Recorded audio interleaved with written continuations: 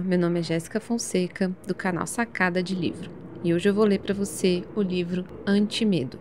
98% das pessoas estão paralisadas pelo medo e os 2% dos invencíveis governam o planeta, do autor Pablo Marçal. Dedicatória. Dedico esse livro a uma pessoa que se libertou dos seus medos e alienações. Uma pessoa que não sabia, mas já estava liberta. Agora, essa pessoa é invencível. Estou falando de você. Capítulo 1. Seu maior bloqueio tem intimidade com o seu propósito de vida. O meu propósito de vida foi clarificado de uma forma inusitada. Em 2006, eu me deparei com uma vaga de instrutor de treinamento na operadora telefônica Brasil Telecom. Me lembro das pessoas tentando me impedir, dizendo: "Você é gago. Não vai conseguir, pois é muito novo. Tem poucos meses que você chegou e já quer sentar na janela?" Naquele momento, eu era apenas um garoto que atendia telefonemas no call center. Me inscrevi para a vaga e não me atentei aos detalhes. Talvez você tenha passado por uma experiência parecida com a que eu tive, mas quero te convidar a viajar nessa história comigo. Vamos lá? No dia do processo seletivo, todos estavam de paletós, apresentações afiadas de PowerPoint, cabelos penteados com gel e com uma postura impressionante. Eu estava vestido com uma camiseta e bermuda, um tênis KX de skatista, cabelo solto batendo no ombro e sem a bendita apresentação de PowerPoint, pois eu não fiz por falta de atenção. Nunca esquecerei as expressões que todas as pessoas faziam naquele ambiente. Nunca me senti tão desprezado ou humilhado como naquele momento. Mas verdadeiramente eu converti aquela energia e uma ira foi acionada dentro de mim. Foi a primeira vez que eu consegui converter o medo em energia, e o resultado foi incrível. Como eu estava completamente despreparado, eu não aceitei apresentar primeiro.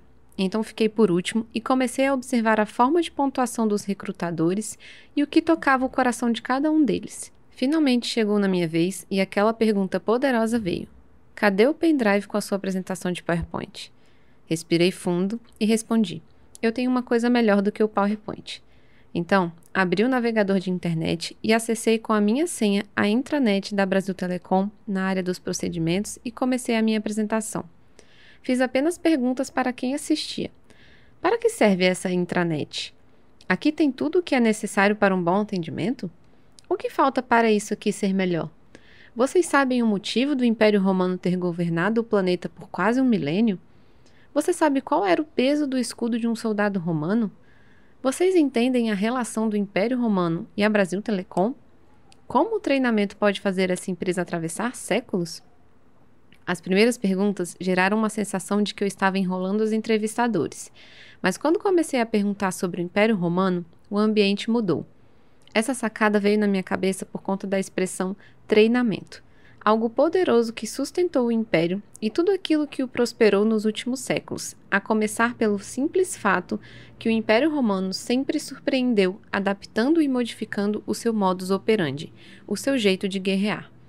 Daí eu disse: "A Brasil Telecom é um grande império e para continuar expandindo, precisamos treinar todas as pessoas que estão conosco. E como operador, eu percebo que não estamos apaixonados por treinamento, pois cada um faz como quer e não valoriza o que já está escrito. Esta é uma empresa que definitivamente não é lembrada por excelência no que faz."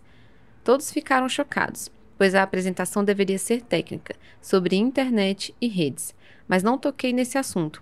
Foi um momento ativacional, onde eu precisei mostrar para aqueles que estavam diante de mim que o simples fato de mudar uma intenção, voltando-se para o desenvolvimento de pessoas e ativando a paixão delas por isso, poderia mudar completamente a história daquela empresa. As pessoas precisam amar e se divertir com o que fazem, caso contrário, farão somente o necessário e muito mal feito. Eu continuei dizendo: "Não estou aqui pela vaga, mas pela necessidade de fazer a Brasil Telecom expandir e dominar com excelência no que fazemos de melhor, que é conectar pessoas e atender bem cada uma delas." Uau! Você pode imaginar isso. Foi chocante a mudança comportamental dos entrevistadores e por essa transformação eu já sabia que eu seria selecionado. E foi isso que aconteceu. Uma das entrevistadoras que não queria minha aprovação, anos depois foi liderada por mim quando eu cheguei num dos cargos mais altos de um conglomerado. Uma das entrevistadoras que não queria a minha aprovação, Anos depois foi liderada por mim, quando eu cheguei num dos cargos mais altos de um conglomerado empresarial de 200 mil colaboradores. E rimos juntos desse despreparo da minha parte e de como eu cresci rapidamente com tudo aquilo. E você? Diante de desafios como esse, como tem agido? Você simplesmente desistiria? Buscaria fazer algo diferente? O que aprenderia com o seu fracasso inicial? Não mencionei inicialmente, mas eu era gago. E algo impressionante aconteceu. Eu não gaguejei e só percebi depois da aprovação. Aquela ira, indignação dentro de mim, a forma com que modelei os outros participantes e pelo fato de ter destravado gatilhos emocionais na mente dos entrevistadores, me fez mudar a postura, até mesmo o tom de voz. Se você não percebeu, acabei de dar dicas aqui para que você possa enfrentar a gagueira, basta subir um tom na voz. Eu fui curado neste processo seletivo. Talvez a sua doença ou limitação seja outra, mas já pensou na possibilidade de ser curado simplesmente porque enfrentou uma situação que antes te causaria pavor e medo? Guardo com carinho essa entrevista, pois realmente eu estava com muito medo. Mas o que aconteceu naquela manhã foi descobrir que o meu bloqueio emocional tinha intimidade com aquilo que eu nasci para fazer. Eu nasci para instruir pessoas, e depois de ser promovido outra vez nesta empresa, mesmo sendo executivo, eu continuava instruindo as pessoas. Eu fazia palestras por minha conta, participava de reuniões para falar com essas pessoas e desde então eu tenho ajudado a clarificar o propósito de todos que se conectam a mim, apenas localizando os seus bloqueios emocionais. Pense agora naquilo que você tem um medo terrível, algo que talvez lhe cause pavor. Responda as perguntas abaixo e liste os medos que você precisa enfrentar. Medo de falar em público? Medo de ser criticado? Medo de ser rejeitado? Medo da morte? Quais outros medos? Capítulo 2. Você é o que você pensa. O pensamento é a ignição da existência. Descartes registrou: penso, logo existo. Na palavra diz: eu é que sei os pensamentos que tenho a seu respeito. Pensamentos de paz e não de guerra. Essa segunda frase é do Criador do céu e da terra, para você.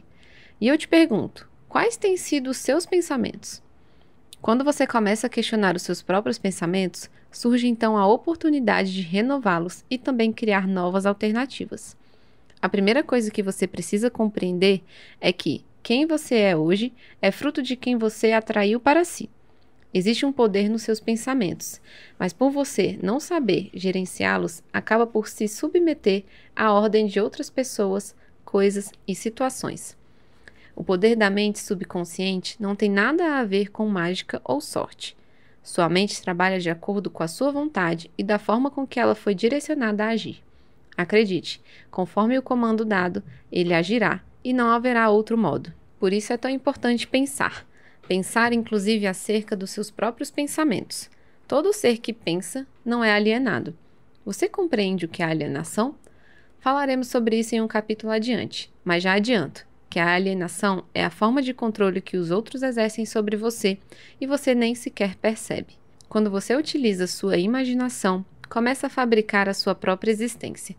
À medida que você compreende sua forma de pensar e o impacto direto disso em sua vida, você naturalmente começa a experimentar as maravilhas se a realizarem. O poder daquilo que você pensa não pode ser subestimado. Afinal, seus pensamentos atuam 24 horas por dia, até mesmo quando você não sabe que o está usando.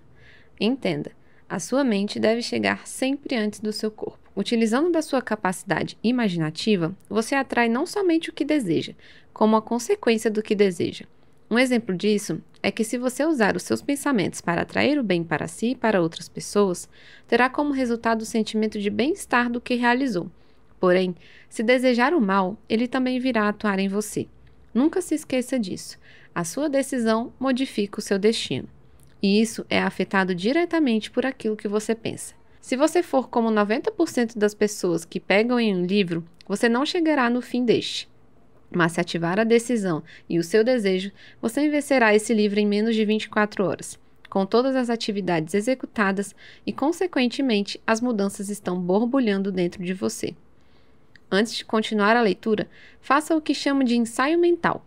Coloque um letreiro de LED vermelho piscando para te avisar o que você vai colher lendo esse livro. Você tem, agora, a oportunidade de fabricar, através da imaginação, uma vida extraordinária. Esse é o motivo real de continuar. Agora me diga, o que você deseja ver nesse letreiro? Quais são as palavras que estão escritas nele? O que você realmente quer e deseja ao ler esse livro? A sua alma tem saudades de coisas que os seus olhos jamais viram. E é na alma que habita a sua mente. Tudo o que pensamos vibra dentro de nós. E esse é o motivo pelo qual devemos nos alimentar de pensamentos de amor, paz e harmonia. Vamos gerar uma atmosfera que nos tornará positivos, afetuosos, perseverantes, otimistas, leais e etc. Entenda que a sua mente é a parte virtual, o sistema operacional. Já o seu cérebro é o hardware, parte química.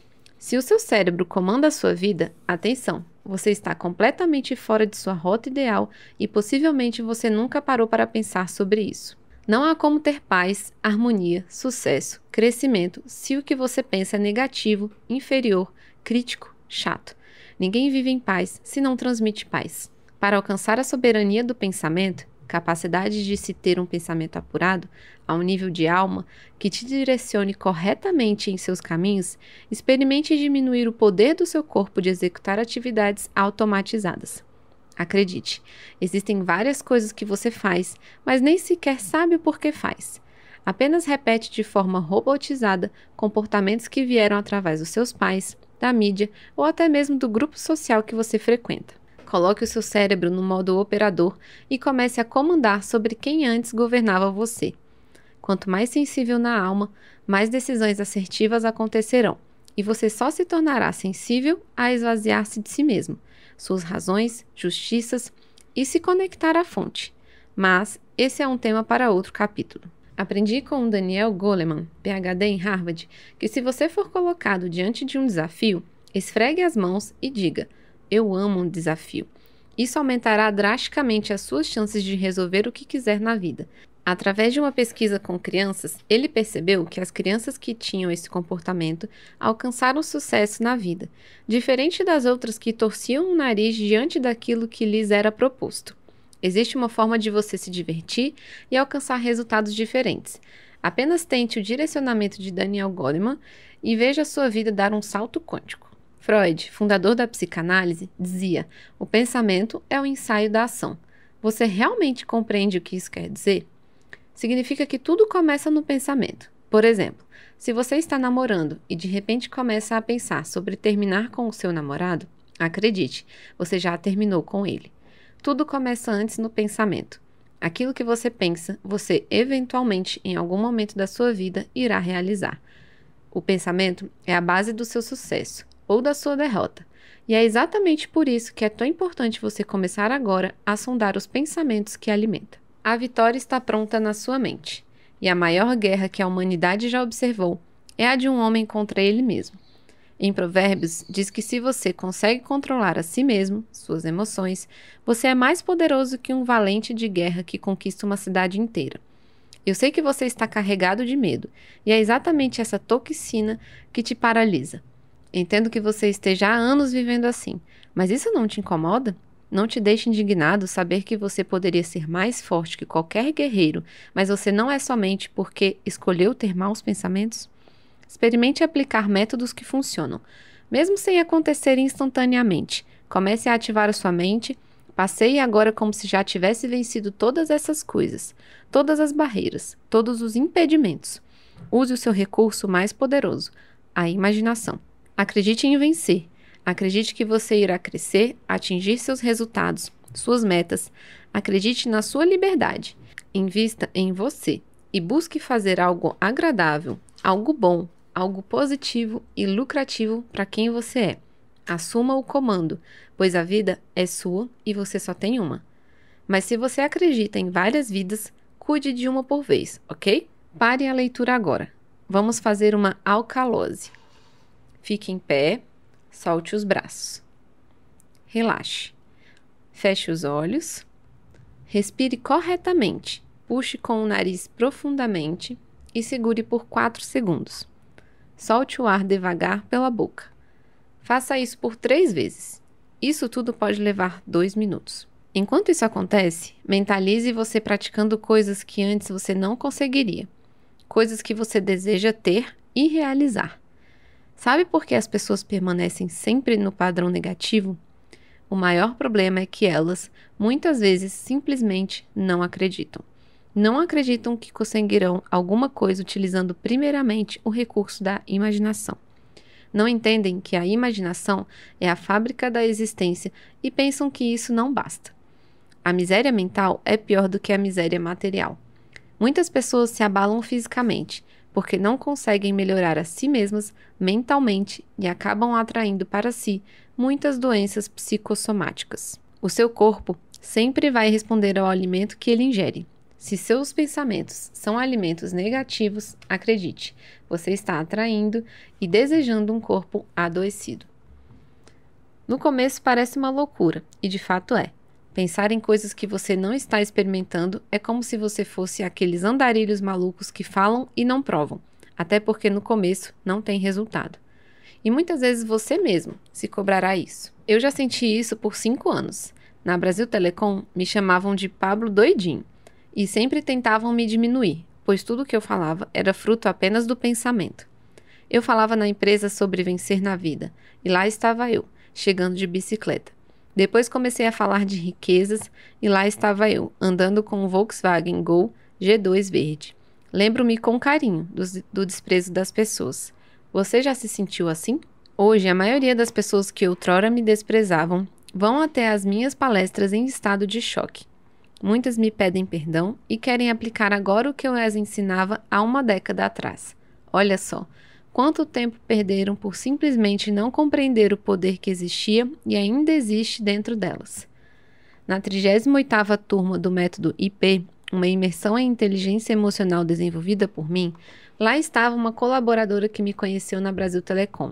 Me reencontrou por acaso na internet e com carinho me disse que eu a marquei numa palestra durante uma madrugada, e aquilo nunca mais saiu da cabeça dela. Ela veio até mim e trouxe a família dela inteira para uma das formações mais poderosas que eu tenho aplicado nos últimos anos. E todos depois disso avançaram na vida. O mestre deixou uma mensagem para nos orientar em relação a conquistas eternas e, obviamente, controle do que pensamos. Ele queria que compreendêssemos que na nossa mente é guiada pela fé e que as grandes realizações estão sujeitas aos nossos pensamentos. Quando você quer algo, deseja algo com toda a sua intensidade e certeza, isso nada mais é do que fé. Quando você tem fé, realmente acredita no que você quer. E isso não se trata de religiosidade. É apenas uma certeza aguda e que não permite a possibilidade de dúvida. Quando você aprende a canalizar os seus pensamentos, não existe a possibilidade em vacilar durante a conquista. Já parou para pensar no porquê a fé move montanhas? Por que não existem montanhas, dificuldades ou chame do que você quiser para quem tem fé e que realmente acredita em algo? O pensamento é a semente e as pessoas que não entendem de agricultura nunca acreditarão em sua plantação enquanto ela não estiver visível. Vivemos em um mundo onde o ter vem antes do ser e a maioria das pessoas reproduzem esse ritmo hipnótico sem nem mesmo questionar. Agora eu tenho grandes resultados em todas as áreas da minha vida.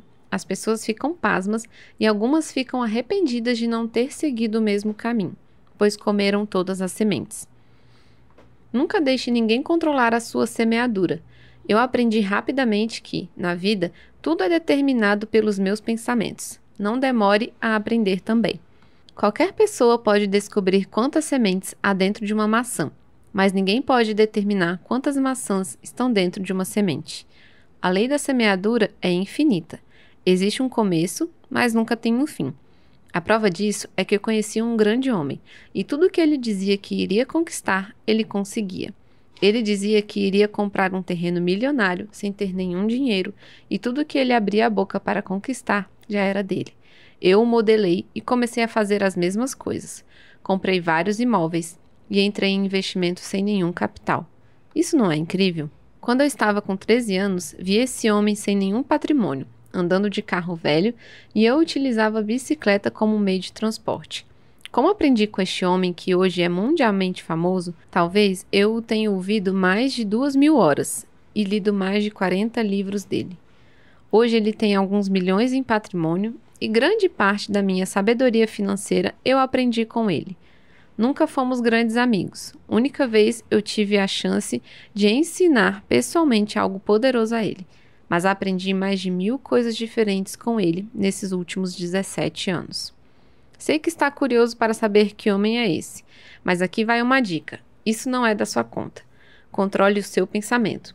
É exatamente por isso que você não avança, não cresce, não realiza seus sonhos e não faz o que tem que ser feito, pois você gasta muita energia com o que não deveria. Continue focado no livro e não caia nesse gatilho.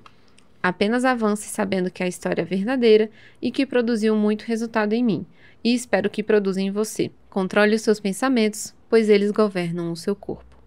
O que você pensa sobre você? Vamos finalizar juntos esse capítulo verbalizando em voz alta o que eu escrevi abaixo. Eu estarei junto com você. Estou escrevendo nesse capítulo à beira de um dos mais belos rios do Brasil e estou verbalizando neste exato momento e a minha parte vai ecoar pela eternidade. Vamos juntos? Quem sou eu? O que Deus acha de mim? Para o que eu nasci? O que eu posso conquistar nessa vida? De quais pessoas vou me aproximar para alcançar tudo o que eu quero?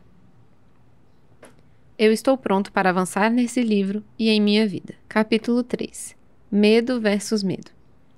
Aprendemos desde cedo que ter medo de certas coisas nos livram de problemas e até mesmo da morte. Mas a instrução da última geração foi totalmente duvidosa devido às toxinas liberadas pelo engenheiro social que contaminou os conceitos básicos que outrora seguíamos. Na verdade, o medo distancia você daquilo que você nasceu para fazer e bloqueia uma onda poderosa de prosperidade em todos os seus caminhos. Chocante, não é? Não confunda sentimento tóxico com coisa boa. Esse assunto é tão importante que escrevi outro livro apenas sobre esse assunto. O livro se chama Lavagem Cerebral. As pessoas que não pensam por si mesmas, elas permitem que qualquer tipo de toxina invada seus pensamentos, prejudicando drasticamente quem elas realmente são. Muitos desses pensamentos e sentimentos tóxicos vão afetar diretamente na sua autoimagem, então me diga, por que você permite isso? Medo é diferente de prudência. Ao invés de ensinar o medo do fogo a uma criança, por exemplo, precisamos instalar o driver da prudência ou do zelo com a própria vida. Isso garantirá um resultado extraordinário na criação de seus filhos. O que você tem semeado na próxima geração? Não ensine para o seu filho que o dinheiro é sujo, pois ele pode crescer com medo de dinheiro e a maior parte das pessoas que sofreram esse pacto não conseguem administrar a própria vida financeira. Imagine isso. A semente plantada na infância gerará uma vida de miséria. Que legado você quer construir? Você deseja formar uma geração de pessoas aprisionadas e reféns de crenças limitantes construídas por você?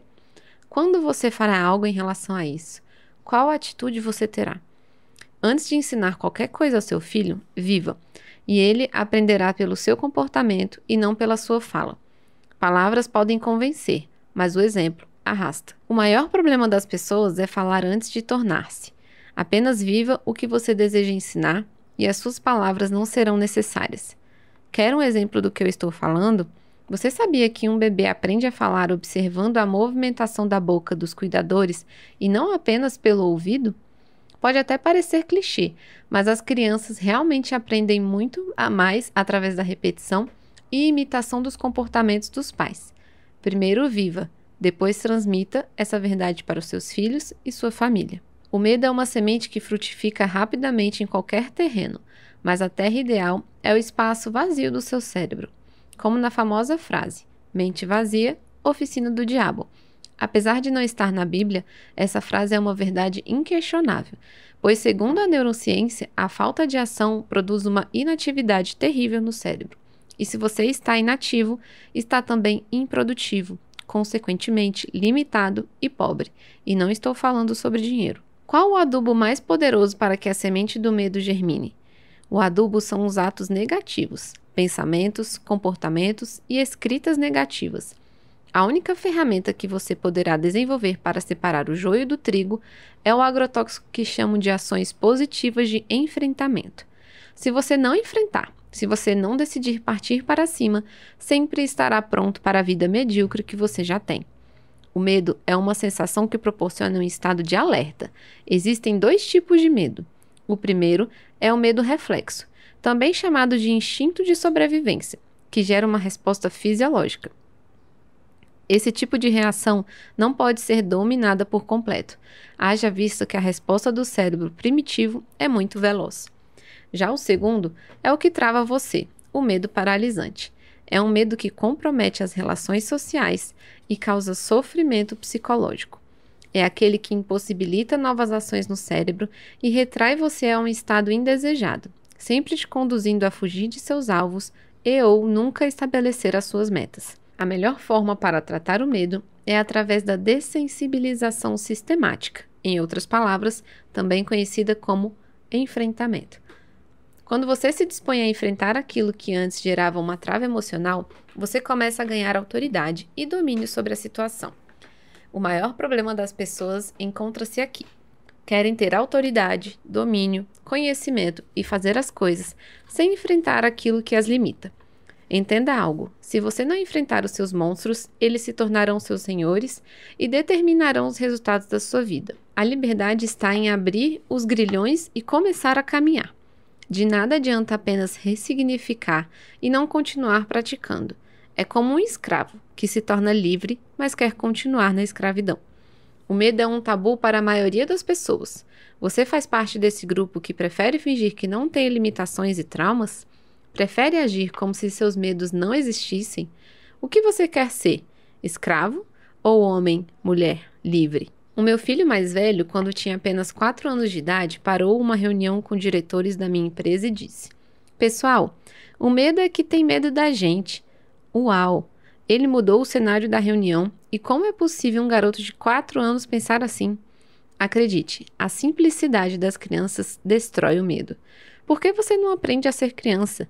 Ah, eu já sei. Você tem medo de parecer ridículo e infantil. Mas saiba que pode ser esse o seu caminho para a liberdade. Você tem medo, pois seu raciocínio é complexo. Os medos são muito intensos. Tudo parece ser grande demais. Acredite, a simplicidade pode te libertar. Você deseja ser livre? Se sim, apenas compreenda que você tem apenas o hoje. Não procrastine. Não deixe tudo para amanhã. Apenas viva o agora e pare de fugir. Faça o que precisa ser feito. Liste 10 medos que você já ouviu e que pareciam ser coisas boas, mas não são. Capítulo 4. Estágios cerebrais do medo. Você sabe efetivamente o que é o medo? O medo é constituído por um estado emocional de agitação física, ocasionado pela presença real ou pressentida de um perigo concreto. Pode acometer o ser humano para uma fuga para dentro de si ou para fora de si. O medo é uma reação de alerta e, em até certo nível, importante para a sobrevivência, mas na maioria das vezes pode tornar-se paralisante. Quando o nosso organismo reage de forma exagerada ao medo, o estado de alerta que antes era benéfico ao indivíduo torna-se patológico, e é aí que entra todas as doenças desenvolvidas, muitas vezes por um medo pequeno, que só porque você não enfrentou e não resolveu, se tornou grande e te dominou. O medo se torna patológico em alguns casos, quando o organismo reage de forma exagerada, fazendo com que o estado de alerta se torne uma fobia. A fobia se trata de uma antecipação do medo ou da ansiedade. Sabe qual é o maior problema disso? O prejuízo social, emocional e familiar em que essa pessoa se coloca. O medo nunca será bom para você, mas em alguns momentos poderá definhar seu corpo até a morte. Algumas pessoas dizem que eu sou insensível por não sentir medo de absolutamente nada. Se você não me conhece pessoalmente, você duvidará que eu não tenho medo de nada. Mas você que me conhece e já experimentou ficar em alguma imersão ou treinamento mais profundo comigo, já venceu isso na sua mente ou até mesmo modelou para a sua própria vida. Ao menos é isso que eu desejo que você tenha feito. O medo é uma reação emocional que está relacionada ao sistema límbico, uma das regiões mais primitivas do cérebro. Ele é mapeado no cérebro através de 5 processos. Entenda seus processos e como você pode interferir em cada um deles. Primeiro, tálamo. Recebe ruídos e sinais de VAC. Olhos, ouvidos, boca e pele. A maior parte dos medos são ruídos e não sinais verdadeiros.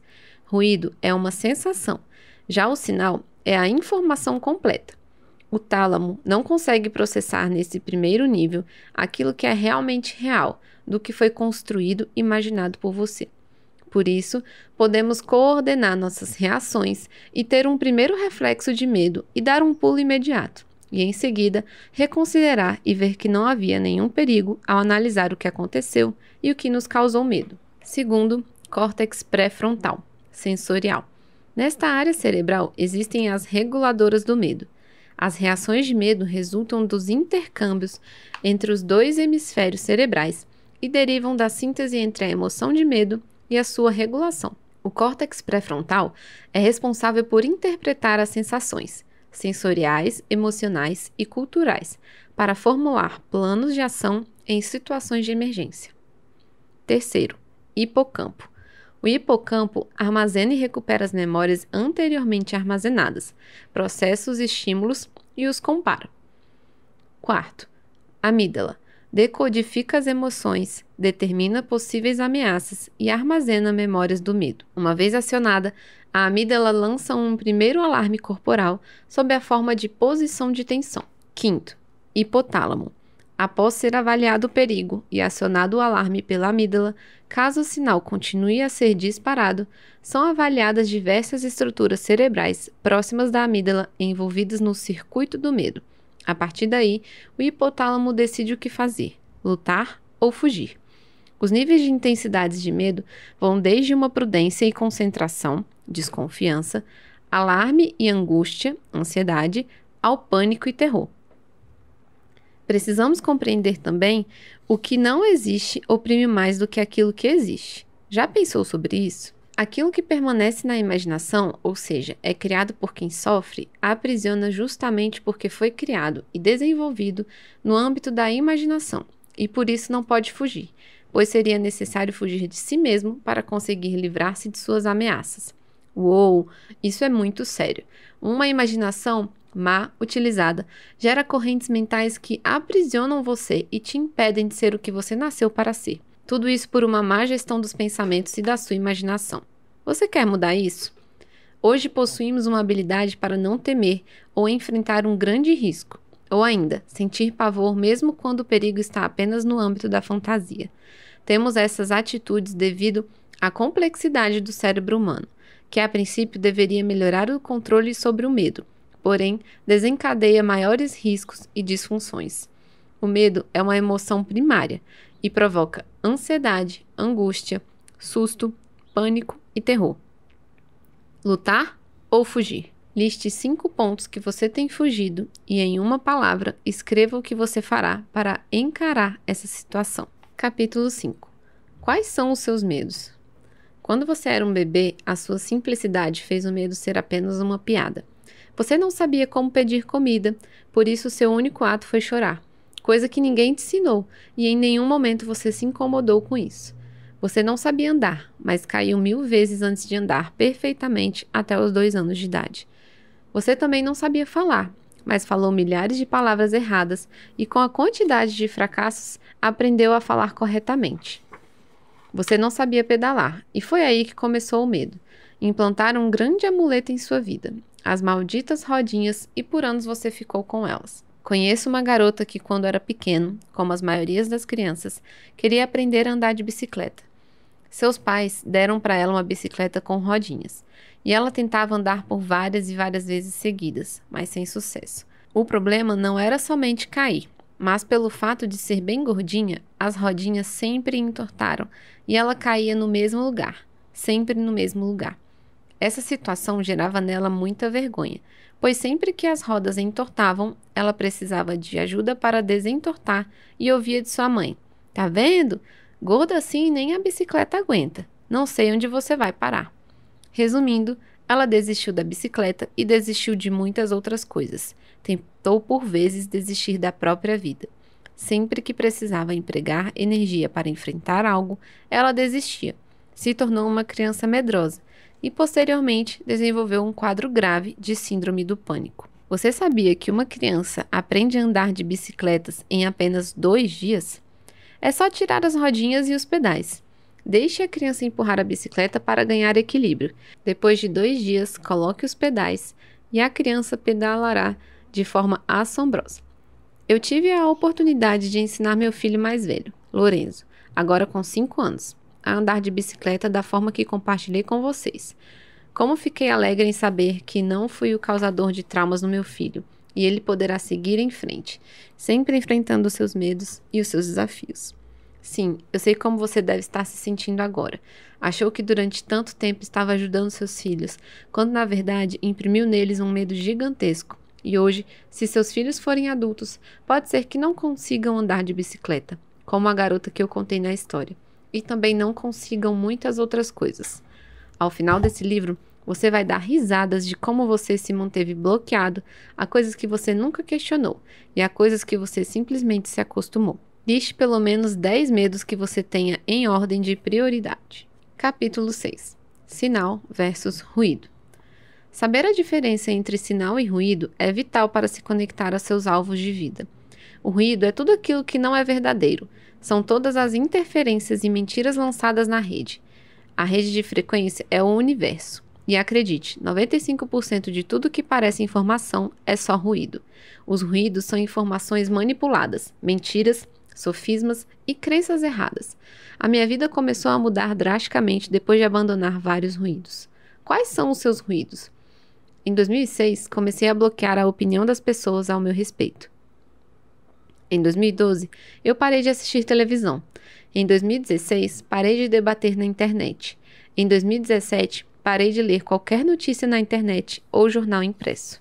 Eu percebi que eu era escravo e não tinha tempo para prosperar, pois eu tinha que ficar repetindo aquilo a semana inteira e debatendo como escravo. Até os dias de hoje, eu me impressiono em ver como as pessoas são obrigadas a falar de assuntos que a mídia manda. Você que ainda é alienado, precisa conhecer a liberdade.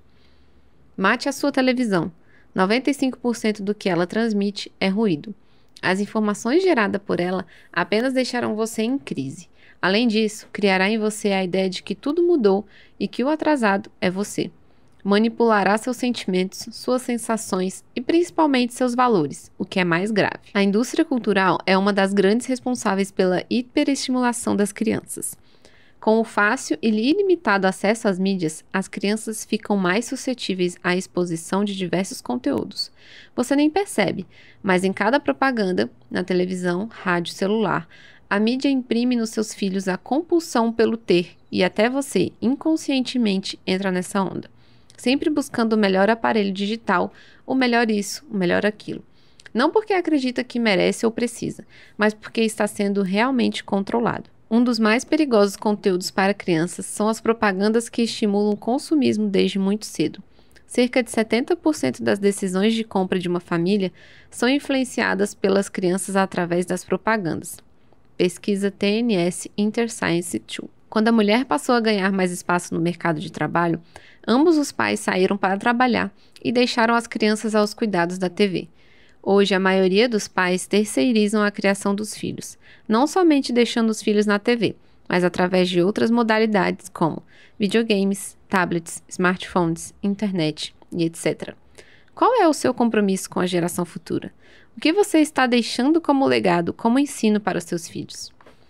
Para muitos pais, é mais fácil distrair crianças com esses aparelhos do que dar atenção depois de um dia estressante de trabalho. E muitos pais ainda usam a desculpa de trabalharem tanto para dar uma vida melhor para seus filhos.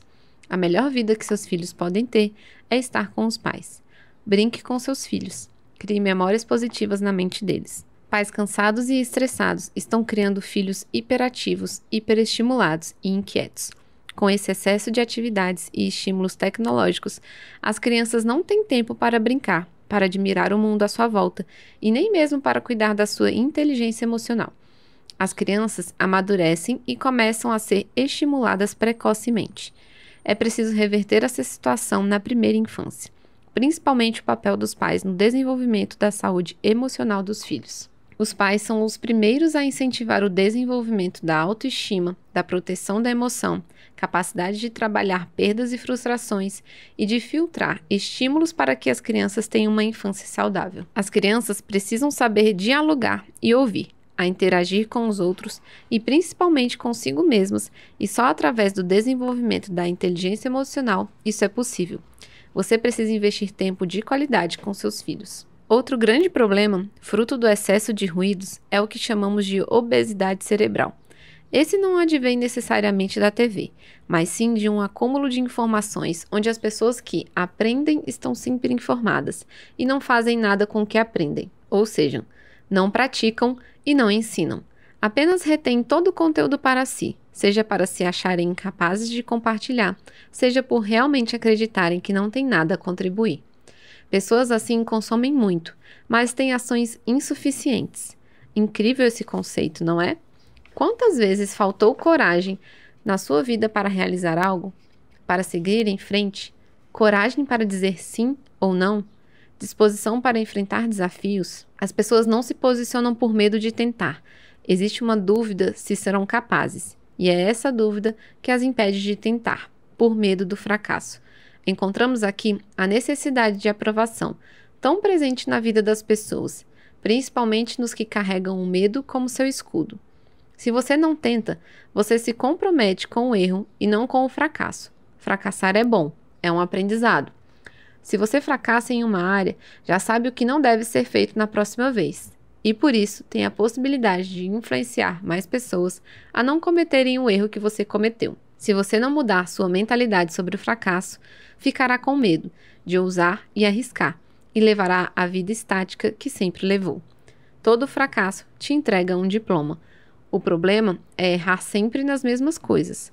Quando você nem ao menos se dá a chance de tentar, nunca poderá ter um resultado diferente. Nunca se esqueça, fracasse muito, mas nunca nas mesmas coisas. O que você fracassou já te serviu como aprendizado. Tire uma lição disso. Qual ação imediata você poderá produzir para os seus 3 maiores fracassos na vida? Capítulo 7. O preço da inércia. O universo é matemático. E quando descobri o preço da inércia, eu nunca mais voltei a dormir na vida. A primeira lei de Newton, ou lei da inércia, diz que se um corpo está parado, permanece parado. E se ele está em movimento, permanece em movimento em linha reta e sua velocidade se mantém constante. Como você está? Parado ou em movimento? Você compreendeu esse princípio simples? Se você está parado, permanecerá parado e estático. Uou! Sabe qual o segredo? Esteja sempre em movimento, mesmo que lentamente. Quando o corpo está em movimento, ele permanece em movimento. O maior problema das pessoas é desejarem mudanças absurdas, quando na verdade o que você precisa é somente de começar. Um avião comercial gasta 1 tonelada de combustível apenas na decolagem. Se o voo for de 2 horas, apenas a decolagem utiliza a maior parte do tanque. E quando eu descobri isso, eu fiquei pasmo. Uau! É por isso que muitas pessoas não saem do lugar, porque elas não possuem combustível no tanque. Já parou para pensar assim? Como está o seu tanque? Você tem combustível suficiente para decolar? Outro exemplo de inércia pode ser observado no movimento de um ônibus. Quando o ônibus arranca, a partir do repouso, os passageiros tendem a deslocar-se para trás. Da mesma forma, quando o ônibus já em movimento freia, os passageiros deslocam-se para frente, tendendo a continuar com a velocidade que possuíam. A inércia refere-se à resistência que um corpo oferece à alteração do seu estado de repouso ou de movimento. Ou seja, o universo pode até te direcionar e te empurrar para a prosperidade, mas você resiste a isso, faz uma força contrária ao seu próprio crescimento. Ou seja, você é seu próprio inimigo. Você é quem trava seus resultados, você é quem impede seu crescimento e seu avanço. A inércia não é só não fazer, é ter gastado toda a energia com coisas indevidas e ficar sem combustível para o que realmente é necessário. Se você está vivendo sem experimentar resultados extraordinários, é porque você exauriu suas energias. Todo e qualquer projeto precisa sair do lugar. Você sabe como é o ciclo de vida de um projeto? Todo projeto é planejado, executado e controlado. Na fase inicial, você precisa tomar consciência de todas as informações essenciais, como o tempo e custo que afetarão o projeto. Quanto você precisará investir? Antes de partir para a segunda etapa do planejamento, deve-se haver uma preparação sobre os esforços que serão empregados para a realização do projeto. Nessa fase do planejamento, há um nível de detalhamento muito maior, diferente da visão geral que satisfaz a iniciação. O objetivo aqui é estruturar um plano consistente que ativará o sucesso do programa. Essa fase precisa ser escrita. Lembre-se, aquilo que não está escrito não existe. Você tem seus alvos por escrito? Seus sonhos? Seus objetivos a médio e longo prazo? E se você for solteiro, tem escrito a lista de características da pessoa que você deseja encontrar? Escreva. Há um poder incrível na escrita. Durante a execução, terceira fase, a atenção está voltada para o exercício do que foi planejado. A quarta etapa é o monitoramento e o controle. Eles ocorrem em paralelo com a execução, e é uma forma de garantir que o que está sendo feito é compatível com o planejamento. Se algo não estiver em conformidade com o que você deseja, pare e retome. Volte atrás e não tenha compromisso com o erro. Vejo muitas pessoas insistindo em coisas que jamais darão resultados, e conscientes disso, simplesmente porque não querem voltar atrás. Vejo muitas pessoas insistindo em coisas que jamais darão resultados, e conscientes disso, simplesmente porque não querem voltar atrás por terem tomado uma decisão errada. Seja livre para voltar atrás, quando sua escolha não for assertiva. A última etapa é o encerramento/calibragem. Talvez você não compreenda porque estamos falando disso nesse momento, mas o maior projeto que você pode ter é a sua própria vida. Se você não cumprir as etapas, infelizmente, não conseguirá alcançar seu estado desejado. Você estava na inércia por não tratar a sua vida como um projeto. Todo bom projeto tem data para acabar e precisa ser escrito. Nunca se esqueça que o maior compromisso da sua vida é com você mesmo. Não brinque com sua vida. Qual projeto você irá desenvolver a fim de sair da inércia nos próximos 15 dias? Escreva abaixo aquilo que queima em seu coração. Capítulo 8. Ciclo do medo. A semente. O medo é um pensamento, e o pensamento é uma semente. Logo, o medo é uma semente. E é aquele tipo de semente que germina até no asfalto. As sementes são multiplicadoras em sua essência. A semente carrega o DNA de sua espécie. Não posso plantar abacaxi e esperar colher soja. São sementes de espécies diferentes. E o que é a semente do medo? O medo sempre vem de outras pessoas que carregam experiências negativas marcantes e transmitem essas experiências para nós. Algumas carregam essas sementes em seus bolsos, mochilas e meias. Não podem falar absolutamente nada que destilam essas sementes nos ares. A maior parte das pessoas são pássaros que comem as sementes dos outros e distribuem de forma desordenada em terras alheias. As pessoas fazem isso simplesmente por não ter conhecimento. Diferente de você, que tem aprendido com esse livro a se tornar alguém diferente da maioria e nunca mais andará no efeito manada. A terra fértil. É o seu espaço vazio no cérebro, o cenário propício para o medo se alastrar. É quando você mesmo produz as condições necessárias para que o medo se estabeleça e germine dentro de você. O adubo. Os adubos são atos negativos que são reproduzidos por pensamentos, comportamentos, falas e escritas negativas que potencializam o crescimento dessa semente. Talvez você acredite que isso não fará seu medo crescer, mas à medida que você não produz o agrotóxico, ao contrário, aduba o medo, a tendência é que ele cresça forte e robusto e te domine todo o tempo. O agrotóxico. A lavoura da sua vida só pode ser cultivada com qualidade se atacar durante o medo, e para isso o principal agrotóxico são as ações positivas de enfrentamento. Isso mesmo, o agrotóxico é a ação multiplicada para reverter o estoque mental desse medo. Entenda, sempre que existe o medo, em certo grau, há uma fuga. Fuga física quando o corpo se prepara para enfrentar ou fugir, ou uma fuga emocional. Como você constrói uma escala de medo, de uma leve ansiedade até o pavor, você precisa ser encorajado progressivamente a enfrentar o medo. É o que chamamos anteriormente de dessensibilização sistemática. Quando ocorre um enfrentamento, há uma reestruturação e uma reaprendizagem, ou ressignificação, da reação que anteriormente gerava resposta de alerta no organismo para uma resposta mais inteligente. O semeador. Você é o semeador, por isso deve selecionar bem as sementes e guardar a sua terra, que é a sua mente. Não aceite qualquer tipo de semente para germinar em um espaço que é só seu. A colheita. Tudo que se planta, se colhe, certo? Errado. Isso é mentira. Você pode A. Colher o que não plantou. B. Plantar e não colher. C. Abandonar a sua plantação. D. Plantar, mas a terra pode não responder. E. Plantar, mas o clima pode acabar com tudo. F. Plantar e perder tudo para uma praga ou para um ladrão. G. Plantar uma semente e a mesma não germinar. H. Plantar tâmara e não colher em vida.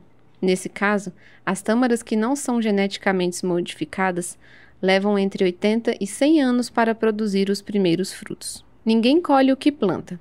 Uma semente de milho pode virar em média mais de 1.500 novas sementes em apenas um pé. Agora pense, e se for plantada? Toda semeadura é superada pela colheita. Isso é um princípio. Eu já tive a experiência de plantar uma grande lavoura de milho e o resultado é surpreendente. Quando eu era criança, eu ficava indignado com uma expressão bíblica sobre semeadura que era 100 por 1. Hoje eu experimento proporções muito maiores que essa. Isso é real. Essa vida realmente existe. E você até poderia experimentar. O problema é que você atrapalha a si mesmo. Prepare-se, pois ninguém colhe o que planta. Se você plantar medo, colherá bloqueios, infelicidade e derrotas em proporções astronômicas. É isso que você deseja? Pare de plantar aquilo que você não deseja colher. Capítulo 9. Alienação.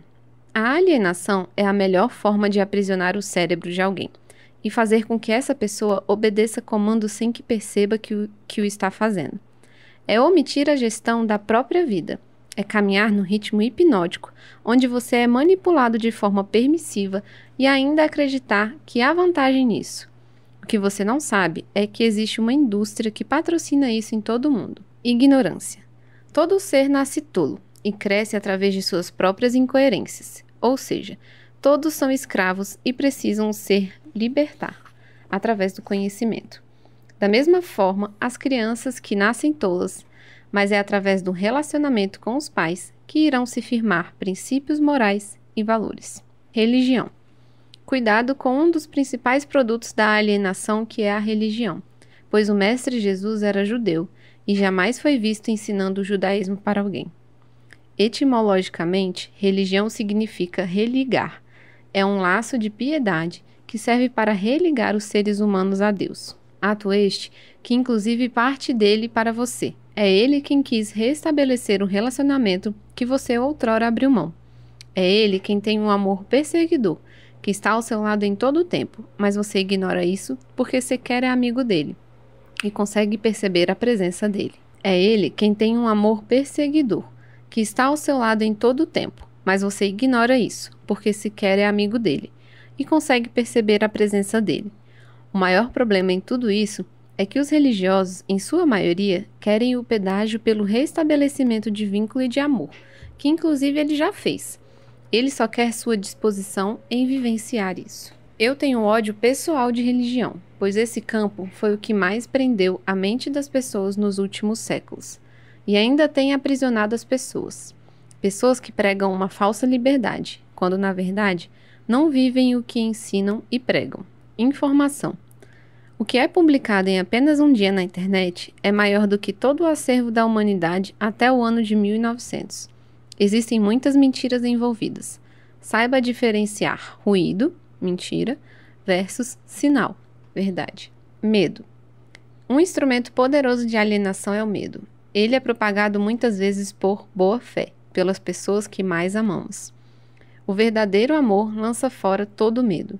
Se você ainda tem qualquer tipo de medo, entenda que a realidade, por mais triste, é que você não conhece o verdadeiro amor. Cultura.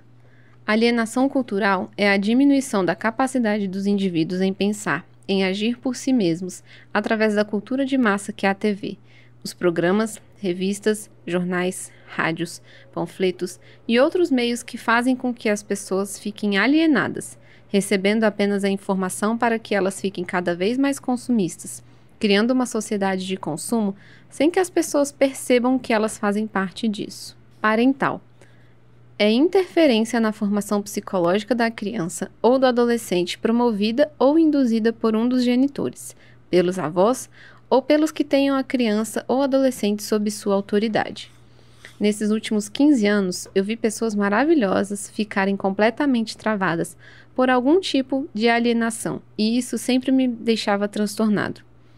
Eu já tive contato real com mais de 100 mil pessoas em grandes empresas, faculdade e igreja, e posso te dizer que até hoje eu não encontrei mais de 10 pessoas não alienadas. Isso representa 0,01% do todo que são verdadeiramente livres de qualquer tipo de alienação. E testifico, todas elas são muito prósperas e felizes. Um ser que tem controle absoluto de sua mente não pode ser alienado a nada. Desde que essa frase entrou em meu cérebro, eu a declaro em voz alta e isso defende o meu projeto de vida e a minha amizade com o Deus vivo. Como eu passei a vida sem descobrir isso? Levei décadas para essa verdade entrar em meu ser e verdadeiramente destravar o meu cérebro para uma próxima fase.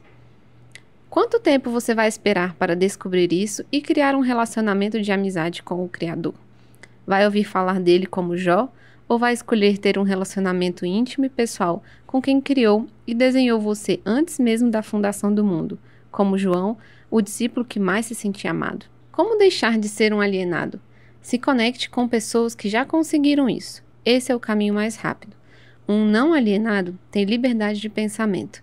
Mora na melhor casa da rua, anda no carro de seu desejo, não se importa com a opinião alheia e faz crescer tudo em sua volta. Você deseja viver esta vida? Ela está disponível para você. Basta você não atrapalhar e fazer o que deve ser feito. Toda pessoa, quando liberta por alguém, deve ficar atenta, pois é muito fácil desalienar-se de uma coisa e se alienar ao libertador. O seu cérebro não quer pensar sozinho, pois isso consome muita energia. Muitos políticos e religiosos sabem desse poder e utilizam do mesmo para aprisionar a mente das pessoas que não pensam por elas mesmas. Você deseja ser realmente livre disso? Coloque abaixo em percentual, de 0 a 100%, o quanto você se sente alienado nas seguintes áreas da sua vida. Número 1. Saúde e disposição. Número 2. Desenvolvimento intelectual. Número 3. Equilíbrio emocional. Número 4. Trabalho. Número 5. Recursos financeiros. Número 6. Influência no trabalho, networking. Número 7. Família. Número 8. Relacionamento amoroso. Número 9. Vida social. Número 10. Contribuição com o mundo.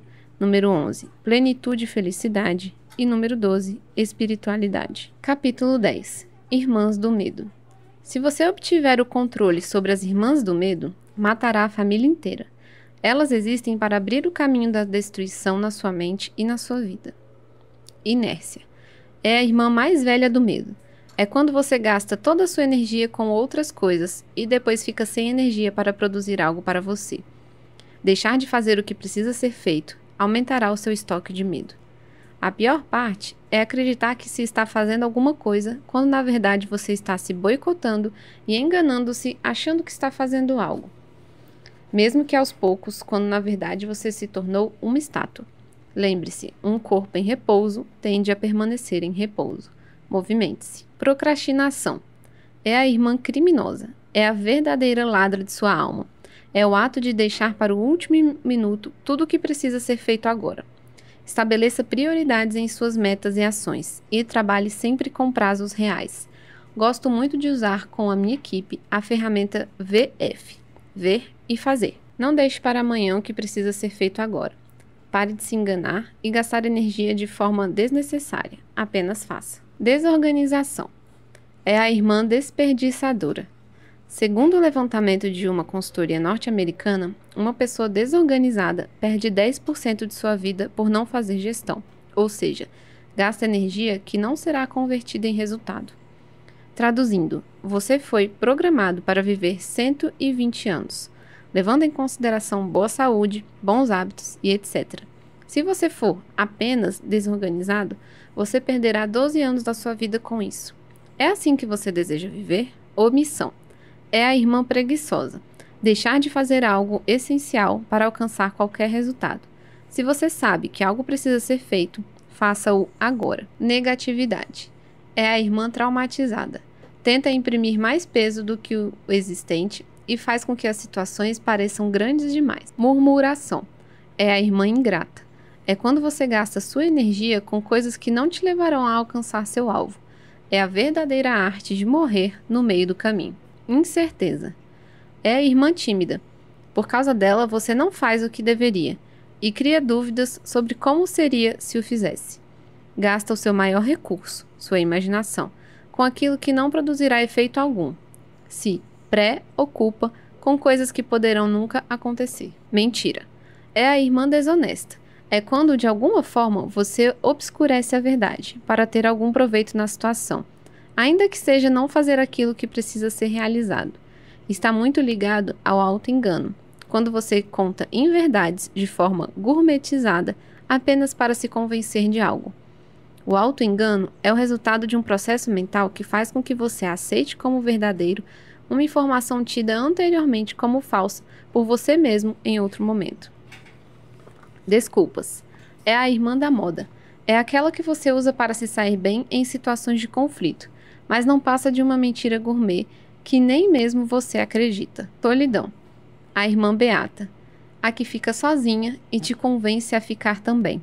Mente sobre seu real estado emocional. É a irmã que diz: você precisa desse tempo para você, quando na verdade quer te isolar para que você continue estagnado onde você sempre esteve. Se o Criador nos fez para sermos seres relacionáveis e principalmente nos relacionarmos com Ele, qual o intuito da solidão? Na verdade, estar só é um pacto que você fez com Lúcifer e ele nem precisa se desgastar tendo gasto de energia com você, pois sua estagnação na solidão já está de bom tamanho para ele. Te ver paralisado já faz parte do plano maligno dele. Capítulo 11. Crenças limitantes.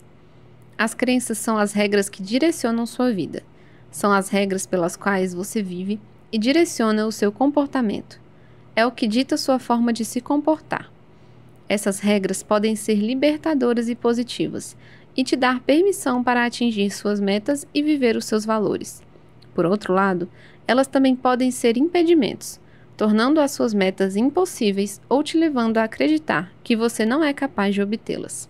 Crenças são princípios de ação. Portanto, se você quer saber no que alguém acredita, observe o que essa pessoa faz, não o que ela diz acreditar.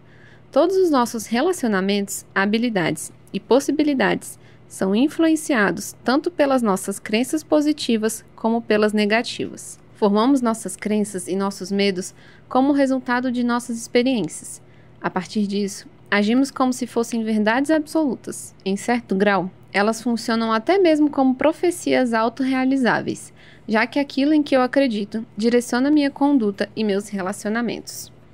Supondo, por exemplo, que você acredite que alguém é agradável, você agirá dessa forma, abordará a pessoa de forma aberta, apreciará a companhia dela na presença de outras pessoas, o que em certo ponto confirmará sua crença. A maior parte dos medos que você carrega é fruto de ter acreditado em algo que você ouviu de uma pessoa a qual você respeita e não questionou devidamente a seu tempo. Isso foi instalado em você inconscientemente e tem limitado a sua prosperidade. Quando você decidirá realmente se libertar disso? Se as crenças são experiências, isso significa então que você pode escolher as suas crenças e alterar o resultado a qualquer momento. Se você gosta dos resultados que tem, continue agindo da mesma maneira e mantenha suas crenças. Se você não gosta dos resultados, modifique seu comportamento e mude suas crenças. Existem pessoas que possuem crenças de estimação, mas crenças podem e devem mudar. A consciência de que as crenças são alteráveis são em si desafiadoras para muitas pessoas, porque elas tendem a pensar que crenças são como posse. E no fundo, as pessoas não gostam de perder, nem mesmo quando é algo ruim. Por isso, vamos usar aqui a ideia de ressignificar as crenças, para que elas produzam resultados diferentes. Como as crenças atuam como regras sobre o que é possível, ao ressignificar essa crença que antes te aprisionava, é possível que você ganhe ainda mais criatividade em outras áreas da vida. Abandone aquilo que tem te impedido de avançar. Mas como fazer isso? Muito simples. Ao mudar suas crenças, você começará a executar novas ações, que não somente solucionam o problema existente, como levam a novas experiências fora do contexto que antes você se inseriu. Qualquer crença negativa, torne-a temporária. Se a crença for positiva, torne-a permanente e definitiva. O seu novo aprendizado está no fato de executar. Se você quer ressignificar uma crença, haja. A mudança se origina na ação, não no conhecimento intelectual. Toda ação resultará em aprendizado. Se você fracassar ao agir, entenda que você está no caminho do aperfeiçoamento. A falha é somente um julgamento sobre um resultado a curto prazo. Ela não determina o final. Você pode tentar outras vezes, mas não cometa os mesmos erros. Você só pode efetivamente falhar quando desiste. Se você ainda está tentando, ainda há a possibilidade de sucesso e aprendizado. Se você não tiver todos os recursos necessários, crie-os. Mas lembre-se, você tem o melhor recurso que existe, você mesmo. Mas se você não acreditar nisso, nunca irá avançar. Enquanto você estiver comprometido consigo, você estará cada vez mais perto do seu sucesso e do seu crescimento. Sempre caminhamos em direção a algo, mesmo que inconscientemente. Estamos sempre em direção a uma meta, e nossas ações não são ao acaso. Todos nós temos diferentes experiências, interesses, temperamentos, responsabilidades, aversões, preocupações e etc. Por isso temos crenças diferentes a partir de nossa experiência de vida, perseguimos metas diferentes e temos valores diferentes. Essas metas, crenças e valores são as principais características do nosso mapa mental, que modela o mundo de forma com que o percebemos. Nós agimos como se os mapas mentais fossem reais. As crenças limitantes são as principais acusadas por nos deter de atingirmos nossas metas e vivenciarmos nossos valores. Elas atuam como regras que nos impedem de conseguir o que é possível, do que nós somos capazes e do que nós merecemos. Se eu perguntar a você agora, o que te impede de alcançar suas metas? Possivelmente sua resposta seria uma crença limitante. Como já mencionei anteriormente, as crenças limitantes provavelmente surgem na infância, quando copiamos nossos pais, e os pais nunca são perfeitos. As opiniões precoces dos nossos pais muitas vezes permanecem ocultas, e nós, quando já adultos, não fazemos muitas vezes um julgamento consciente. Além disso, coletamos crenças limitantes da mídia, de novelas, de telejornais, propagandas e muitas vezes eu digo para você, mate a sua televisão. Lembre-se, as crenças somente são verdadeiras se você agir como se elas fossem. Em minha experiência como mentor, tenho percebido muitas vezes que simplesmente ser capaz de articular crenças limitantes e ver seus efeitos de forma consciente é suficiente para o cliente mudar sua posição e, consequentemente, sua realidade. Existem crenças que mudam naturalmente no decorrer da vida. Outras recebem reforço positivo e se incorporam na realidade mais facilmente. O ciclo da mudança acontece da seguinte forma. Número 1. Insatisfação com os eventos e resultados atuais. Número 2. Dúvida da crença existente. Número 3. Crer em algo diferente. Número 4. Uma nova crença. Número 5. A antiga crença se reúne ao grupo das crenças que já não se usam mais. Abaixo vou descrever algumas crenças limitantes relacionadas ao medo, e você poderá ressignificar, reescrever e dar um novo sentido. A crença de forma positiva abaixo de cada sentença. Vamos lá? Número 1. Eu tenho medo de morrer. Número 2. Eu tenho medo de andar de avião. Número 3. Eu tenho medo de parecer ridículo e as pessoas me julgarem. Número 4. Me preocupo muito com o que os outros vão falar. Número 5. Tenho medo de falar em público. Número 6. Meu maior medo é ficar pobre. Número 7. Me sinto inferior a pessoas bem vestidas e que se comunicam bem. Número 8. Tenho vergonha de fazer novas amizades.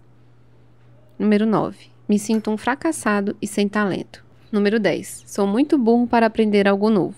Número 11. Todas as pessoas são melhores e mais talentosas que eu. Número 12. Nunca vou conseguir crescer na vida. Número 13.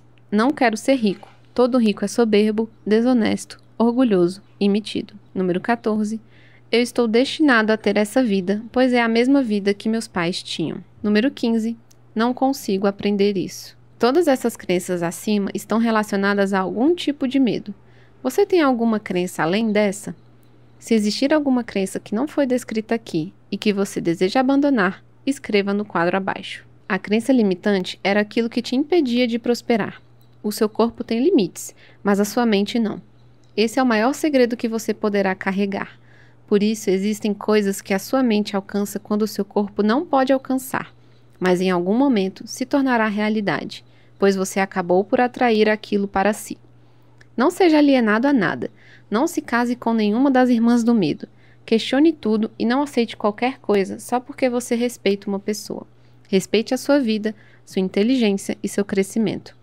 Ame-se, pois se você não fizer isso por você, ninguém mais fará. Questionar alguém não é desrespeitá-lo, mas sim respeitar-se. É pensar. É também se permitir e definitivamente romper com a necessidade de aprovação, visto que a maioria das pessoas que você não quer questionar é porque você a respeita ou a admira. Não se esqueça, pensamentos geram emoções, sentimentos, que geram ações e que geram resultados. Se você quer resultados diferentes, mude suas ações, suas emoções e seu pensamento. Pensamento não muda pensamento. O que muda pensamento é um movimento ou uma simples ação. Capítulo 12. Ame problemas. Tudo o que você desejar na vida estará do outro lado da ponte chamada problema. É só atravessar uma por dia. Muitas vezes, focamos no quão distante estamos do nosso desejo e nos esquecemos que é só atravessar. Atrás de todo problema, sempre haverá uma recompensa. Ame recompensas. Se você não tiver essa mentalidade instalada, sempre pensará que atrás de todo problema tem uma solução, quando, na verdade, a solução e o problema são feitos da mesma matéria. Fazendo uma alegoria, o problema é como um meteoro que perturba constantemente as pessoas que deixam tudo para depois por não gostarem de problemas. E quando o meteoro cair, como essas pessoas reagirão? Se elas podem agora resolvê-lo desviando da Terra, por que esperar que ele atinja? Acredite, sempre que você decidir amar o problema, será mais fácil resolvê-lo. Posso dizer isso por experiência própria, pois não existe um problema que eu não possa resolver. Afinal, eu amo problemas e quero resolver todos os que eu encontrar pela frente. Deseja mais paciência? Peça a pessoas problemáticas. Deseja sabedoria? Aguarde pessoas com situações difíceis de resolver. Deseja prosperidade? Pense em problemas que a maioria nunca pensou antes ou nunca conseguiu resolver. Torne-se um especialista em problemas.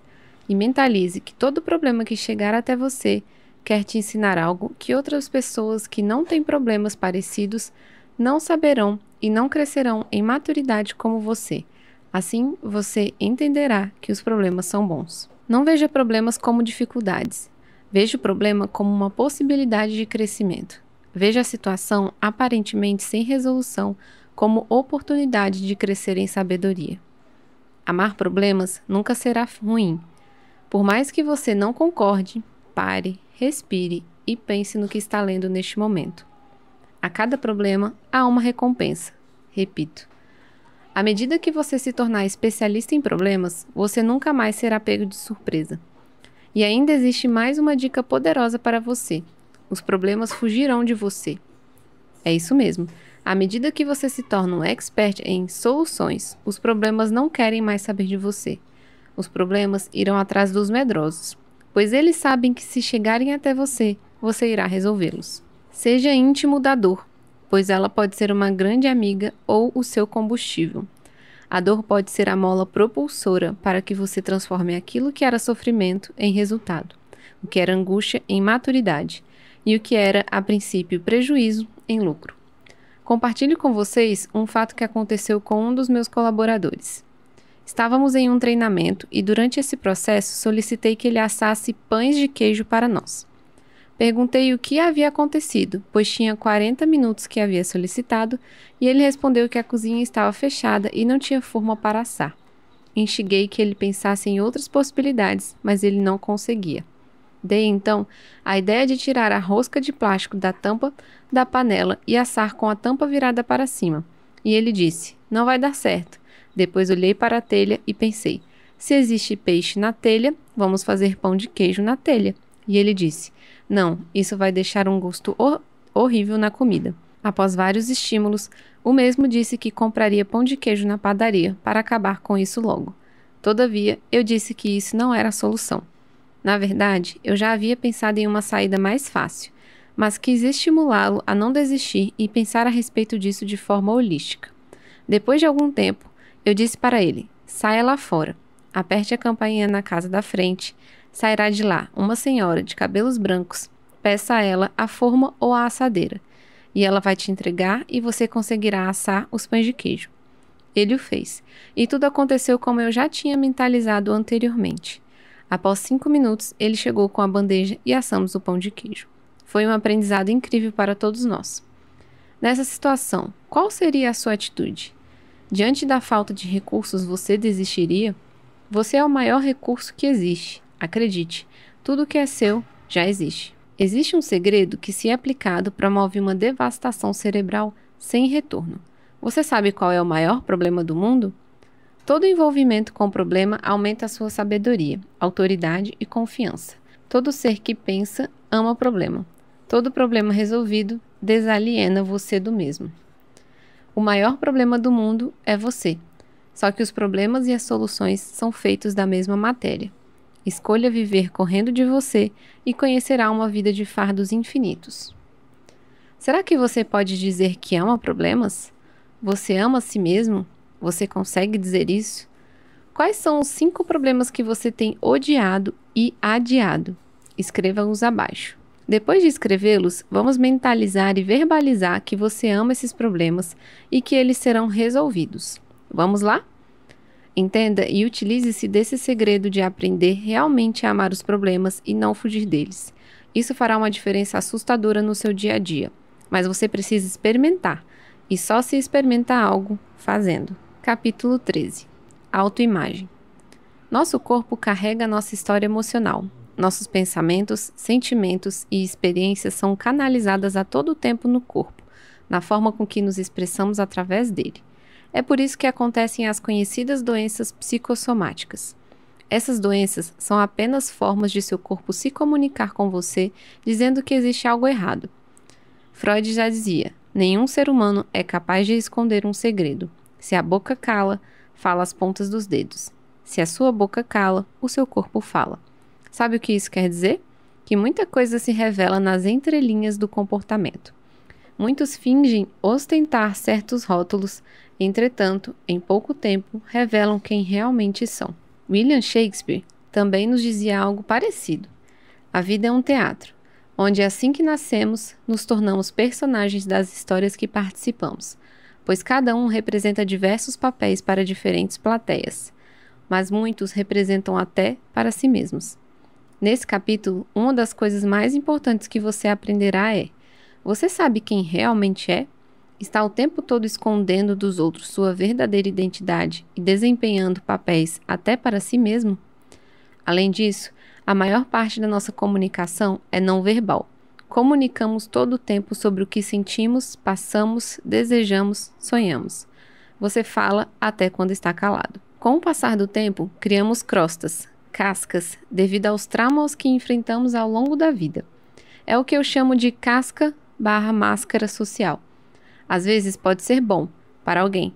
As pessoas cometem o maior erro de suas vidas: se auto-abandonam. E essa é a pior dor que existe, a de negligenciar a sua própria vida. Para falar sobre autoimagem, precisamos também falar a respeito de autoconceito. Qual dos dois é mais importante? Qual vem primeiro? O autoconceito pode ser definido como a percepção que o indivíduo tem de si próprio, ou seja, o conceito formado a respeito de si mesmo.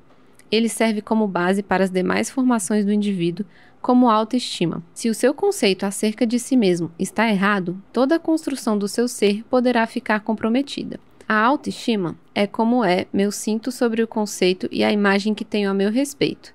É o sentimento que me move a agir e a ter certas atitudes. A autoimagem é a descrição do seu comportamento através do conhecimento prévio que você tem sobre você, ou seja, como você se comporta e se comunica com o mundo. É como você se descreve. Dentro desse ponto entra a autoestima, que nada mais é do que o valor que você dá a si mesmo. A maior autoimagem é construída na infância, mas mesmo na idade adulta, quando ela já se estabilizou, permanece um conceito dinâmico. Será possível alterar a nossa autoimagem? É claro que sim. Mudando o autoconceito, você consegue ressignificar sua autoimagem e também sua autoestima. Alcançar resultados extraordinários fará você se apaixonar pela pessoa mais importante que existe, você mesmo. Todos temos uma imagem a respeito de nós mesmos que construímos em nosso interior. Essa imagem fica projetada no nosso salão da nossa alma. Sempre que passeamos por nosso interior, automaticamente passamos por esse lugar. Vemos nossa imagem refletida de forma com que a construímos. Existe um trecho na palavra que o Criador nos deixou que diz: se os teus olhos forem bons, todo o seu corpo será luz. Mas se, porém, seus olhos forem maus, todo o seu corpo será em trevas. Já parou para pensar o que os seus olhos pensam sobre você? Qual a imagem que você construiu dentro de si mesmo? Você não enxerga com os olhos, e sim com o córtex visual, ou seja, com alguma experiência passada, e não com a realidade. Uma das causas mais poderosas do medo é não ter bem definido a sua imagem real. Talvez você construiu sua própria imagem baseada em opiniões ou inferências alheias, mas é chegado o tempo de ativar dentro de você quem você realmente é. Nathaniel Branden é um psicólogo que trabalhou ativamente na psicologia da autoimagem e ele declara que a autoimagem é quem ou o que nós pensamos ser, nossos traços físicos e psicológicos, nossas qualidades e imperfeições, nossas possibilidades e limitações, nossas forças e fraquezas. Segundo o mesmo autor, a autoestima é a disposição de experimentar a si mesmo como competente para lidar com desafios básicos da vida e como digno de felicidade. Aqui entra algo muito importante na vida da maioria das pessoas: a comparação. A única pessoa que serve de comparação com você é você mesmo, só que no passado. Não nivele suas histórias de vida com outras pessoas ou outras histórias. Se compare apenas com o melhor que você pode ser, sua melhor versão. Ao estudar a PNL, Programação Neurolinguística, descobri que existe uma janela emocional que se abre aos 7 anos e se fecha aos 14 anos. Essa janela possui a maior absorção de impactos emocionais que influenciarão o resto da vida das pessoas. Por isso, precisamos destravar esse nó cerebral, para que você possa avançar sem peso na sua mente. A imagem que você construiu de si mesmo e que está olhando agora em sua alma é a que você deseja ter hoje? Se você topar a decisão de mudar isso, nunca mais volte atrás. Como você vê a si mesmo?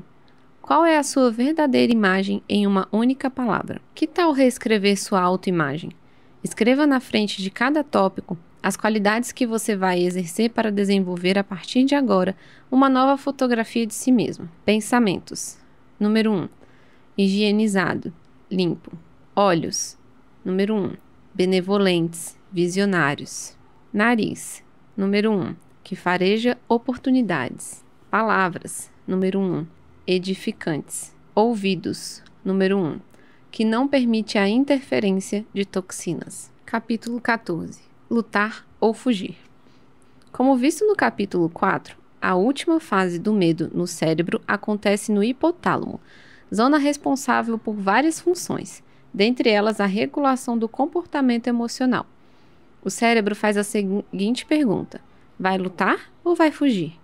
A reação de lutar ou fugir, também conhecida como estresse agudo, foi descrita pelo fisiologista Walter Bradford em 1927. Em sua teoria, Bradford diz que os animais, sim, você é um animal racional, reagem às ameaças com uma descarga energética comum do sistema nervoso, fazendo com que você permaneça e lute ou fuja para se defender. As consequências corporais podem ser aceleração de batimentos cardíacos, dilatar as passagens dos brônquios, constringir os vasos sanguíneos, aumentar as contrações, peristaltismo do esôfago, dilatação da pupila, aumento da adrenalina, transpiração, aumento da pressão sanguínea, dentre outros.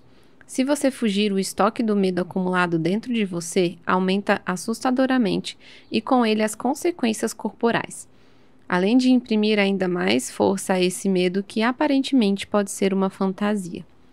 O medo é como um monstro que se alimenta de si mesmo, ou seja, Quando você sente medo e não o enfrenta, o alimenta para que ele continue crescendo dentro de você. Se você lutar, não se preocupe com o resultado.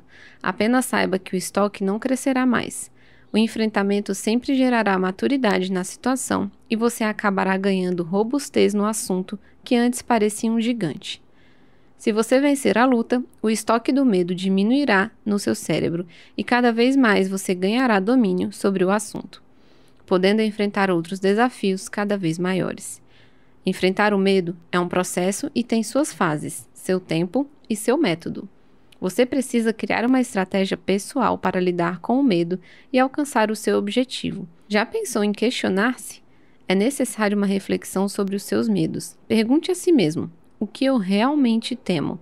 Escreva abaixo todas as respostas que vierem à sua mente. Alguns medos parecem razoáveis e outros são irracionais e muitas vezes possuem motivações que você mesmo desconhece, mas todos provocam em você reações instintivas sem que você avalie as consequências. Um dos passos mais importantes é conhecer os seus medos, por isso você precisou escrevê-los. Não se pode lutar contra aquilo que não se conhece. Encare seus medos proativamente. Busque na sua memória a primeira vez que você sentiu medo. Investigue a origem do seu medo, porque geralmente está associada à falta de informação. Se você, por exemplo, tem medo de andar de avião, estude sobre o assunto e veja as estatísticas de quantos aviões caíram até hoje, em comparação aos acidentes ocorridos com outros meios de transporte, por exemplo. Informe-se, isso poderá libertar você. O medo faz você se sentir impotente e miserável. Na verdade, o medo te faz esquecer tudo o que você é capaz de enfrentar. O medo funciona como um verme que corrói você por dentro, te paralisa e te torna incapaz de agir. Tudo sem você perceber. Por esse motivo, é importantíssimo que você mude sua perspectiva e comece a refletir sobre tudo que você enfrenta diariamente e que exija virtudes de você. Aprenda a reconhecer suas habilidades e virtudes. Valorize suas atitudes positivas e comemore seus sucessos, ainda que pareçam pequenos. Se você não começar a comemorar suas pequenas vitórias esperando pelas grandes, quando elas chegarem, você desejará maiores e nunca ficará feliz por desempenhar um bom trabalho. Outro ponto importantíssimo é o poder da visualização. Tenho experimentado desse recurso e colhido os frutos de uma vida, sem gasto de energia desnecessário e, ao contrário, focado em algo que gera resultado real. Seu crescimento estará muito relacionado a isso. Aquilo que você não visualiza possivelmente não acontecerá, e se acontecer, demorará o dobro do tempo. Você está disposto a esperar muito por não usar um recurso disponível? Visualize como seria sua vida sem esse medo que te atormenta e te limita. Imagine como tudo seria diferente se você não sentisse tanto medo. Já pensou em quantas coisas você poderia fazer? Aproxime-se sempre que possível do que lhe causa temor. Por exemplo, se você tem medo de falar em público, aproxime-se dessa realidade.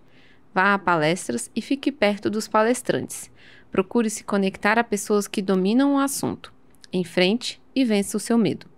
Quando você tem medo de alguma coisa, a única coisa que você precisa mentalizar é: nunca, por motivo algum, ficarei passivo diante daquilo que me causa medo. Sempre o enfrentarei. Recuse-se ser a vítima do medo, o medo que tem que ter medo da gente. Capítulo 15. Controle mental absoluto. Assim como motores de carros de corrida, o seu cérebro precisa de ajustes finos para explodir em novos resultados. Uma forma de regulagem cerebral é estabilizar o foco temporal. Utilizar as energias em excesso com o passado e com o futuro o desconecta do agora. O ideal é que 10% esteja conectado no passado, 20% esteja conectado no futuro, 70% esteja conectado no agora.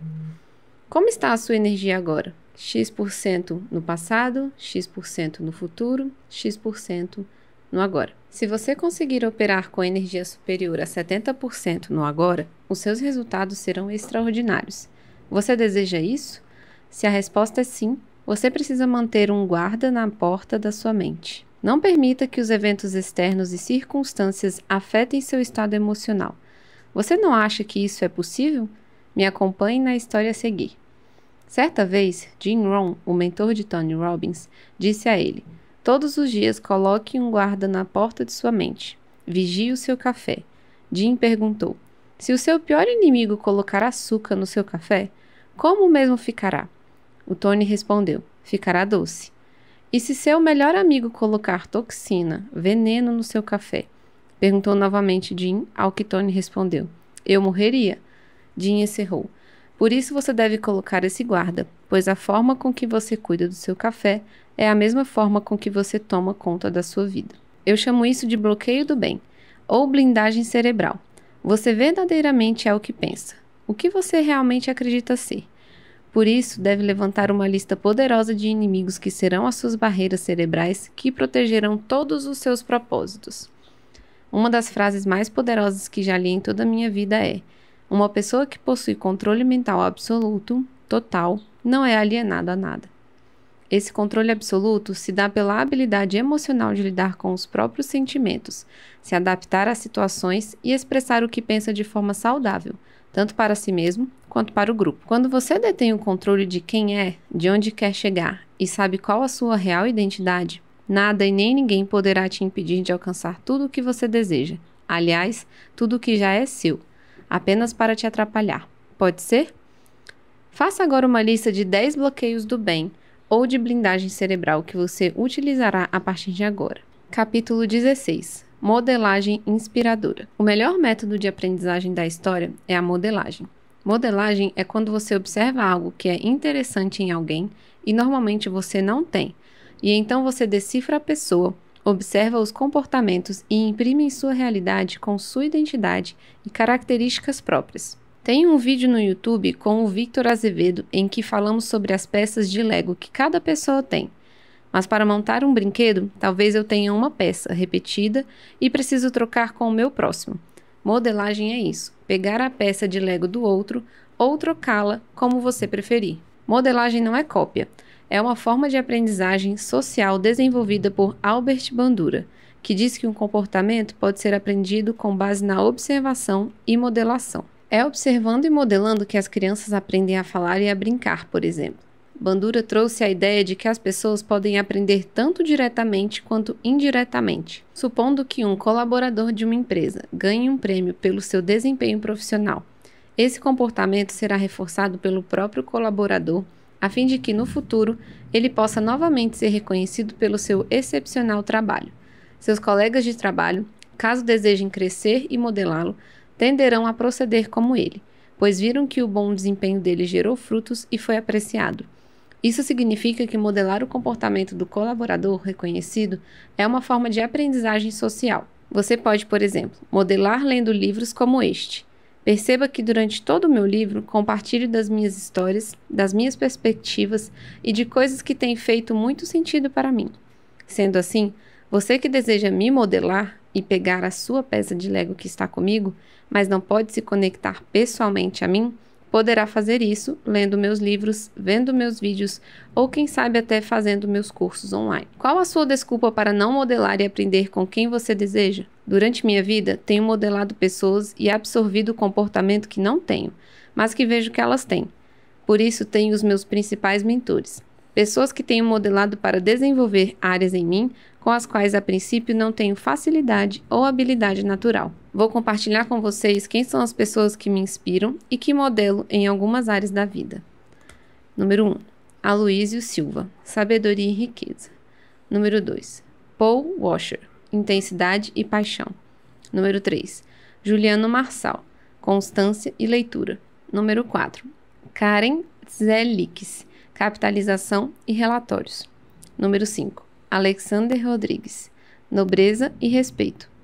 Número 6. Eduardo Rodovalho, Amor e Ativação. Número 7. Daniel Goleman, Gestão das Emoções. Número 8. Napoleão Hill, Liberdade e Mastermind. Número 9. Divino Carvalho, Generosidade e Humildade. Número 10. Augusto Miranda, Despertamento e Inspiração. E você? Tem as 10 pessoas reais que você modela, que te inspiram a melhorar e avançar em alguma área em que você precisa crescer? Lembre-se que o maior boicote que você pode cometer contra si mesmo é andar sozinho. Esta é a pior forma de obter resultados. Estudos na Universidade de Buffalo, em Nova York, comprovam que isolar-se do convívio social por um período prolongado para provocar alterações cerebrais que levam a mais isolamento. Isso significa que, quanto mais tempo você caminhar sozinho, mais desejo de permanecer só você terá. O maior problema disso é que o ser humano é um ser relacional. Fomos criados para estabelecer relacionamentos, ainda que muitos resistam. O arquiteto do universo, quando fez você, tinha um único objetivo: relacionamento íntimo, uma verdadeira amizade.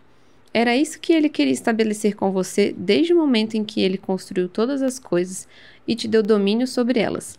Aquele que se isola vai contra a sabedoria do próprio Criador e anula todas as possibilidades em sua volta. Se você ainda não tem essas pessoas, procure-as. Não se esqueça, relacionar-se é se envolver com aquilo que Deus realmente ama, pessoas. Se você não está se relacionando, está indo contra a vontade do Criador para você. Você precisa entender a grandiosidade que está em saber se relacionar com as pessoas e levar a elas algo que você tem e receber delas algo que somente elas possuem. Pense na qualidade das pessoas que você precisa modelar para alcançar resultados extraordinários e coloque o nome delas abaixo. Capítulo 17. O verdadeiro amor derrota o medo. Existem alguns autores que eu gosto de maneira especial. Um deles é Aldous Huxley. Acompanhe comigo o que ele diz a respeito do amor e do medo em O Macaco e a Essência. O amor elimina o medo, mas, reciprocamente, o medo elimina o amor. E não apenas o amor. O medo elimina a inteligência, elimina a bondade, elimina todo pensamento de beleza e verdade. E num instante seu terror silencioso é transformado num frenesi tão violento quanto inútil. Não é mais um homem entre seus semelhantes. Não é mais um ser racional falando articuladamente a outros seres. Apenas um animal ferido, lutando e debatendo-se na armadilha. Pois, no fim, o medo elimina o homem da própria humanidade. Escolhi colocar esse trecho em meu livro, pois nada mais é tão claro como esta passagem. O amor tem o poder de eliminar o medo, mas o medo pode eliminar tudo o que há de bom no homem, inclusive a sua humanidade. Você compreende a seriedade disso? Se você não ama as pessoas, pode se tornar um sub-humano, um zumbi, ou qualquer outra coisa, menos uma pessoa que realmente se importa com os outros. Não sei da sua história e talvez você acredite ter motivos infinitos para ser como é. Talvez se desculpe no seu passado para ser alguém indiferente aos outros. Mas saiba que a cura que você procura e você precisa só será alcançada na medida em que você experimenta amar os outros. Acredite, alguém, em algum lugar, precisa daquilo que você tem a oferecer. Você sabe como fazemos para lavar um rio? É só deixar as águas fluírem. Pode parecer simples, mas se você compreende isso, tem a sua vida transformada, porque transforma a vida das outras pessoas. Você deseja lavar seu rio somente deixando as águas que vêm de fonte passar sobre você, retirando sua impureza e depois correndo torrentes de águas puras? Infelizmente, existe uma forma de criar uma barragem no seu rio e impedir que ele flua livremente. E essa barreira daremos o nome de medo. Por causa do medo que você cultiva em seu interior, você se aproxima mais de outros animais irracionais e se afasta de quem você nasceu para ser. Você perde a sua essência por causa do medo. Você perde a sua identidade. O amor oferece raízes e asas às pessoas. O Criador proporciona a você um sentimento de pertencer, raízes, e um sentimento de liberdade, asas. Você já pensou em ser livre assim? Já desejou essa liberdade? Então por que você se acorrenta? Você é seu próprio carcereiro. O amor difere do medo. Não tenta controlar ou manipular as pessoas. Um pássaro engaiolado não pode voar. Você precisa libertá-lo. Você precisa libertar-se. Por que você ainda faz isso consigo? Como já falei antes, o medo reprime a maioria das pessoas. Mas quando sabemos quem somos, somos livres para ultrapassar todo o nosso potencial. Mas, para isso, precisamos agir com confiança no Criador e não com medo. O medo é o sentimento que mais influencia a vida das pessoas, mas isso pode ser mudado. Ter medo não pode ser seu destino. Você conhece pessoas que têm medo de perder as outras? Existem pessoas que querem controlar o destino de outros seres humanos. Mas seja o que for que o Criador dê a você, cônjuge, filhos, amigos, etc., você precisa aprender a segurar livremente nas suas mãos. Se você não possui nada, não pode perder nada. Você é mordomo, mestre ou senhor sobre seus filhos. Seus filhos pertencem ao Criador. e ele os dotou de um dom chamado livre-arbítrio. Entenda que talvez seus filhos façam escolhas que você não concordará, ou talvez não entenderá, mas escolhas são deles e não suas. Não é todo mundo que entendeu o seu caminho. Afinal, esse caminho era o seu e não o deles. Da mesma forma, deixe seus filhos e as outras pessoas livres para seguirem seus caminhos. É o caminho delas, não o seu. Uma pessoa cheia de amor é capaz de libertar pessoas e coisas. Ela faz isso porque ela própria compreende o que é o preço da liberdade, porque um dia ela sentiu o que é o verdadeiro amor. Só sabe amar e não tem medo quem já experimentou o verdadeiro amor. Você se sente amado por você mesmo? Você se sente amado por Deus? No livro mais lido do mundo existe uma passagem que diz: no amor não há medo. Antes o perfeito amor lança fora o medo, porque o medo envolve tormento. E quem tem medo não está aperfeiçoado no amor. O medo quebra a confiança. É por isso que quem padece de medo vive atormentado, ao contrário de quem ama e se sente amado verdadeiramente, pois estabelece um vínculo de confiança e amizade genuína com o Criador. Aperfeiçoar-se no amor é ter convicção e permanecer no amor do Criador. É ativar sua identidade de filho amado do Pai e entender que Ele ama você, porque Ele escolheu amar. Não foi o seu muito fazer, ou o seu fazer perfeito, que o convenceu. Ele te ama e quer ser seu amigo porque essa é a natureza dele. Pare agora onde você está, feche seus olhos e respire bem fundo. Inspire pelo nariz e solte pela boca. Mais uma vez. Sinta esse amor e essa experiência inundar você.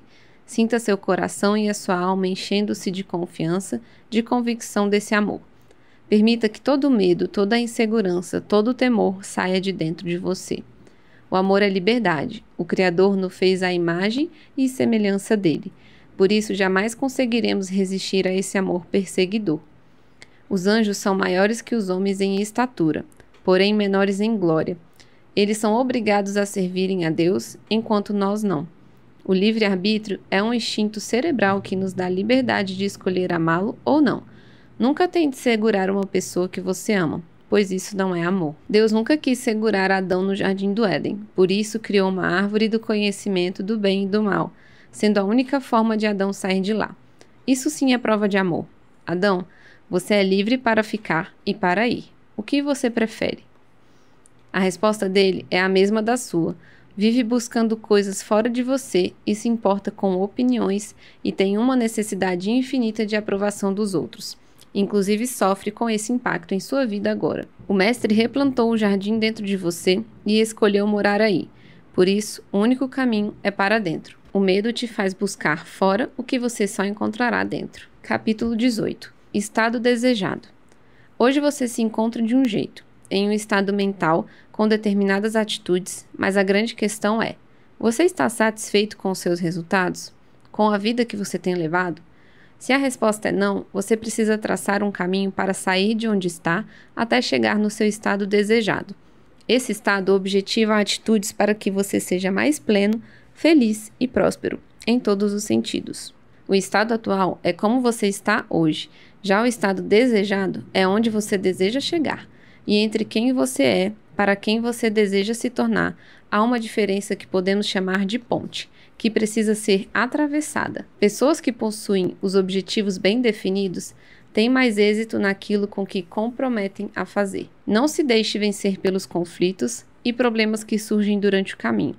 Use seus desafios a seu favor para conseguir alcançar o estado que deseja. Quem sabe o que quer, deseja isso com todas as forças de seu ser e, por isso, não se deixa desviar de seu caminho e não permite que nenhum obstáculo o impeça de chegar lá. Quem tem seu estado desejado bem definido, se projeta para o momento em que consegue atingi-lo e isso ativa algo dentro de si para não desistir e nem tampouco retroceder. Pessoas que não sabem aonde querem chegar, pegam qualquer caminho, utilizam-se de qualquer meio e, no final, ainda ficam frustradas. É impossível caminhar sem direção. Para quem não sabe aonde quer chegar, qualquer caminho serve. Para sermos plenamente realizados, precisamos encontrar um sentido no que estamos fazendo, no rumo que nossa vida está tomando. Caso contrário, viveremos sob constante pressão e estresse, o que não é física, mental e muito menos espiritualmente saudável. Para alcançar seu estado desejado, você precisa construir o percurso. Ao contrário do que muitos pensam, ele não é conquistado, e sim construído. Não existe atalho entre o estado atual, A, e o estado desejado, B. Entre o A e o B, você precisa construir os módulos para alcançar de um ponto ao outro. Talvez você pense, para chegar aonde eu quero, preciso apagar toda a minha história. Não se engane. A única forma de ultrapassar o vale das limitações é através de pontes. Falando nisso, você sabe como se constrói uma ponte? Para construir uma ponte, primeiro você precisa dos pilares. Entre o estado atual e o estado desejado, você precisará de pelo menos 2 pilares fortes. O primeiro é o relacionamento com o Criador. E, em segundo, relacionamento com pessoas que dominam o assunto. Você precisa compreender que a chave para o sucesso são os relacionamentos. 85% dos seus resultados depende das pessoas com as quais você se conecta. E eu sou a prova viva disso. Exatamente por esse motivo, os pilares são baseados no relacionamento. Depois de estruturados os pilares, você precisa colocar os módulos para construir sua ponte. O primeiro deles é o conhecimento. Ele diz respeito ao saber, ao conhecimento adquirido, ao seu estudo sobre onde você deseja chegar e o que precisa ser feito para alcançar isso. O segundo módulo é a sabedoria. Só se conquista a sabedoria fazendo, repetindo, praticando. Quando você executa as tarefas que você traçou anteriormente, você está adquirindo sabedoria. O terceiro e último módulo de sua ponte é o domínio. Ter domínio sobre algo é ganhar autoridade sobre o assunto. É ensinar sobre aquilo que você já conhece, já tem sabedoria e agora domina. Sempre que você constrói o domínio em uma área, você ganha paz naquele assunto. E paz é o que a maioria das pessoas procura, mas não encontram, simplesmente porque não possuem autodisciplina. A autodisciplina é ter domínio sobre 3 áreas da sua vida: sobre sua língua, sobre seus impulsos sexuais e sobre sua alimentação. Se você é dominado por alguma dessas áreas, sua autodisciplina está seriamente comprometida. Como anda seu domínio sobre essas 3 áreas? Dê uma nota de 0 a 10 para cada uma delas e estabeleça uma tarefa prática e real para melhorar sua nota até o final deste livro. Controle da língua. Nota de 0 a 10. Tarefa. Controle dos impulsos sexuais. Nota de 0 a 10. Tarefa. Controle da alimentação. Nota de 0 a 10. Tarefa. Agora que você já aprendeu a controlar sua língua, seus impulsos e também sua alimentação, desenvolva a atividade abaixo com muito cuidado. Fique atento, pois você está prestes a alcançar tudo o que sempre desejou e o que você mais anseia, seu estado desejado. Mas para isso é necessário traçar alvos, ainda que pequenos e simples, para chegar aonde deseja. Tenha seus alvos claros e alcançáveis. Escreva 10 alvos que você alcançará brevemente para compor seu estado desejado. Capítulo 19. Anti-medo. É um neologismo transformado por mim. Fui inspirado por Napoleon Hill em seu livro Mais Esperto que o Diabo e em Nassim Taleb no livro Antifrágil. Criei uma palestra com esse tema e pensei, as pessoas não irão sair de casa para assistir uma palestra dessas. Sabe o que aconteceu? Nunca me senti um palestrante poderoso até lançar essa palestra. Em algumas vezes, pessoas assistiram sentadas ao chão e outras assistiram ao lado de fora por não caber nos auditórios. Aprenda algo. Tudo o que acontece com você é bom. Tudo mesmo. Aquilo que você não gosta de imediato te trará alegria imediata. Produzirá fruto de justiça e amadurecimento. Tudo o que acontece com você é para aumentar a sua robustez e te fazer ir mais longe. Você nunca perde, ou está ganhando, ou está aprendendo. Como você perde alguma coisa? Você é um vencedor e não tem como experimentar a derrota. A derrota é inerente a pessoas que não descobriram o que verdadeiramente são e, portanto, não têm sua identidade ativada. Não fuja dos fracassos, pois o fracasso é realmente bom. Você ganha maturidade naquele assunto e aprenderá a fazer de uma forma diferente da próxima vez. A frustração é um sentimento de impotência, uma resposta emocional que surge quando certos desejos e expectativas não são supridos. Precisamos aprender a gerir o sentimento de frustração e canalizá-lo de forma a gerar resultados positivos para nós. Se você não resolve os sentimentos de frustração, pode causar desmotivação e abandono de todas as suas metas e do maior projeto que você tem, sua própria vida. Como qualquer outra emoção, a frustração tem que ser controlada e canalizada de modo que você seja capaz de enfrentar as dificuldades e constrangimentos que o dia a dia te apresenta. É importante lembrar que a própria frustração é um sentimento passageiro, um estado de incerteza que não te define como pessoa. Como eu sempre digo, a felicidade é permanente, a infelicidade é transitória. As pessoas são infelizes porque sua inteligência emocional é pequena. O que acontece é que na medida em que você ganha maturidade, pequenos desafetos não te incomodam mais e você consegue sair com inteligência em todas as situações. Pessoas controladas pelo medo são infelizes. Eu mesmo tinha vários medos. Medo da pobreza, medo de morrer, medo de ficar velho, medo de críticas, medo de altura e o pior medo de todos, que é o medo de viver. Isso mesmo, na minha avaliação, o pior medo que existe é o de viver. Você tem uma vida, criada para você, uma vida que é sua e foi desenhada antes mesmo da fundação do mundo, mas você resiste. Me diz, por quê? Por que você resiste a uma vida feliz, próspera e cheia de domínio e paz? Por que você está fazendo isso? Você pode me explicar por que você não vive uma vida de resultados extraordinários se tudo o que você precisa já existe e você é o maior recurso que existe?